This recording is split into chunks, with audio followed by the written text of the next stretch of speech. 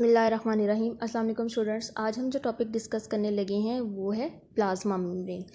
हमने last video में cell wall को डिस्कस किया था। तो सेल वॉल के बाद जो दूसरी लेयर मौजूद होती है उसे हम कहते हैं सेल मेम्ब्रेन या फिर प्लाज्मा मेम्ब्रेन कहते हैं। अब सेल मेम्ब्रेन या प्लाज्मा मेम्ब्रेन जो होती है वो एक लिविंग स्ट्रक्चर है। लिविंग स्ट्रक्चर का क्या मतलब होता है कि ये हमारे पास अगर इसको कुछ डैमेज हो जाता है, कोई नुकसान पहुंच जाता है, तो ये खुद को सेट कर सकता है, खुद को रिपेयर कर सकता है। So without cell membrane life exist ही नहीं कर सकती, क्योंकि ये प्रोटेक्शन के तौर पे हेल्प कर रहा होता है।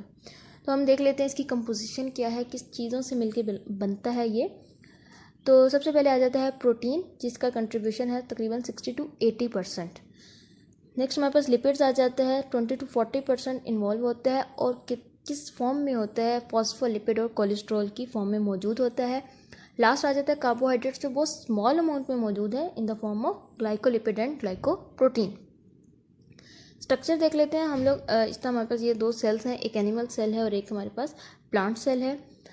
एनिमल सेल की जो बाहर वाली वॉल होती है उसे सेल मेम्ब्रेन कहते हैं, लेकिन प्लांट सेल की जो बाहर वाली मेम्ब्रेन होती है उसको हम कहते हैं सेल वॉल कहते हैं। बाहर वाली लेयर को हम सेल वॉल कहते हैं, और उसके बाद जो नेक्स्ट लेयर आ जाती है और एनिमल सेल की बिल्कुल आउटर बाउंड्री, उसको हम कहते हैं सेल मेम्ब्रेन कहते हैं। तो अब हम सेल मेम्ब्रेन के स्ट्रक्चर की तरफ चलते हैं। सेल मेम्ब्रेन के स्ट्रक्चर को एक स्पेसिफिक नेम दिया गया है, उसका नाम है फ्लूइड मोज़ेक मॉडल। अब फ्लूइड मोज़ेक मॉडल का मतलब क्या होता है? फ्लूइड का मतलब होता है फ्लोट करना। मोज़ेक हमारे पास जो होता है वो इरेगुलर अरेंजमेंट के लिए इस्तेमाल किया जा रहा है। इसमें हम पढ़ेंगे जो प्रोटीन है उसकी इरेगुलर सी अरेंजमेंट मौजूद होती है, तो इस वजह से हम इसे कहते हैं फ्लूइड मोज़ेक मॉडल। इसका स्ट्रक्चर देखते हैं, कुछ इस तरह का हमारे पास स्ट्रक्चर मौजूद होता है। अब सबसे पहले एक एक चीज़ को हम डिस्कस करते हैं। सबसे पहले हम डिस्कस करते हैं लिपिड्स को। अब लिपिड्स में हमारे पास क्या आ जाता है?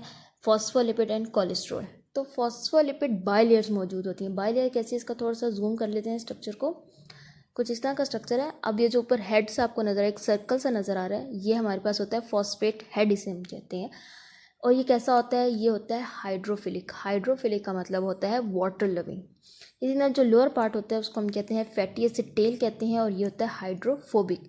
हाइड्रोफिलिक मीन्स जो वाटर लविंग होते हैं, जो पानी के साथ काम कर सकते हैं, और हाइड्रोफोबिक वो होते हैं जो पानी के साथ काम नहीं कर सकते। हाइड्रो का मतलब ही होता है पानी, और फोबिक का मतलब होता है हेट करना, किसी चीज़ से नफरत करना। तो ये वाटर के साथ काम नहीं कर सकते। तो ये एक आपको सिंपल मॉलिक्यूल आपको दिखा है फॉस्फेट का। तो ये बाइलेयर कैसे बनेगा? इस तरह ये हमारे पास आ जाती है फॉस्फोलिपिड बाइलेयर आ जाती है।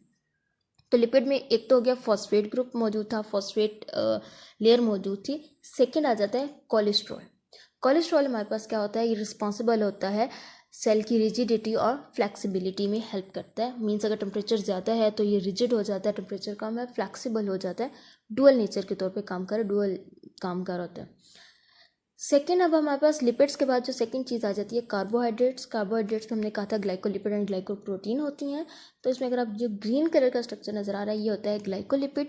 ग्लाइकोलिपिड असल में हमारे पास कॉन्जुगेट मॉलिक्यूल्स है, लाइक दो कम्बिनेशन होते हैं दो कंपाउंड्स का, एक कार्बोहाइड्रेट और एक लिपिड का। इसी तरह जो प्रोटीन है वो हमारे पास क्या होता है? कार्बोहाइड्रेट और प्रोटीन का कम्बिनेशन होता है, उसे हम कहते हैं ग्लाइकोप्रोटीन। तो ये दोनों चीज़ें हमारे पास क्या आ जाती हैं? कार्बोहाइड्रेट्स में आ जाती हैं। अब आप ये देखें तो ये बिल्कुल सरफेस में मौजूद है, तो इस वजह से इनकी फंक्शनिंग में अगर हम देखें तो इनका फंक्शन क्या होता है?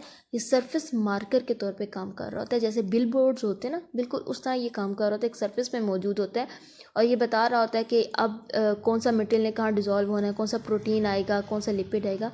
जिस तरह हर एक मार्केट या हर शॉप पे एक बिल बोर्ड लगाया जाता है जो कि आइडेंटिफिकेशन के तौर पे काम कर रहा होता है, इसी तरह ये सरफेस मार्कर पे होते हैं, सरफेस मार्कर के तौर पे काम कर रहे होते हैं। तो हमारे पास कार्बोहाइड्रेट्स क्या होते हैं? Glycolipid and glycoprotein. लास्ट हमारे पास प्रोटीन आ जाता है। अब प्रोटीन अगर आप देखें तो ये जो ब्लू कलर में आपको नज़र आ रही है प्रोटीन्स हैं, और ये पार्शली या फुली एम्बेडेड फॉर्म में मौजूद होंगे मेम्ब्रेन के अंदर। इरेगुलर से अरेंजमेंट है, जिस तरह आइसबर्ग्स मौजूद होते हैं। जैसे आप उसमें देखें ग्लेशियर्स वगैरह में चाहें तो डिफरेंट आइसबर्ग्स आपको नज़र आ रहे होते हैं, तो वो इरेगुलर सी अरेंजमेंट होती है। तो इसकी भी इरेगुलर सी अरेंजमेंट मौजूद होती है, जिसकी वजह से मैंने कहा फ्लूइड मोज़ेक मॉडल नाम दिया गया। तो ये जो ब्लू कलर है, अब दो किस्म की प्रोटीन्स होती हैं। एक होती है इंट्रिंसिक प्रोटीन। इंट्रिंसिक प्रोटीन का क्या काम होता है?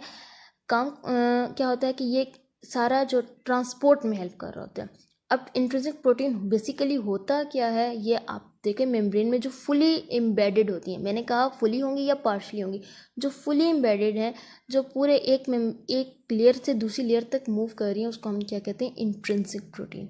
और सेकंड जो सिर्फ बिल्कुल सरफेस पे मौजूद होती हैं, उसको हम क्या कहते हैं, एक्सट्रिंसिक प्रोटीन, जो बिल्कुल आउटसाइड द मेम्ब्रेन मौजूद होती हैं। इसके अलावा एक और प्रोटीन है जो कि आपको एक और नज़र आ रही होंगी, इसे हम कहते हैं चैनल प्रोटीन।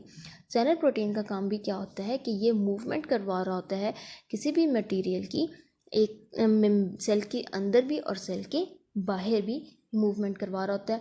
अब ये तो था स्ट्रक्चर, इन सारी की फंक्शनिंग क्या है, प्रोटीन कैसे काम कर रहे होते हैं, किस तरह मूवमेंट हो रही होती है, इन सारी चीज़ों को हम इंशाल्लाह डिस्कस करेंगे अपनी नेक्स्ट वीडियो के अंदर।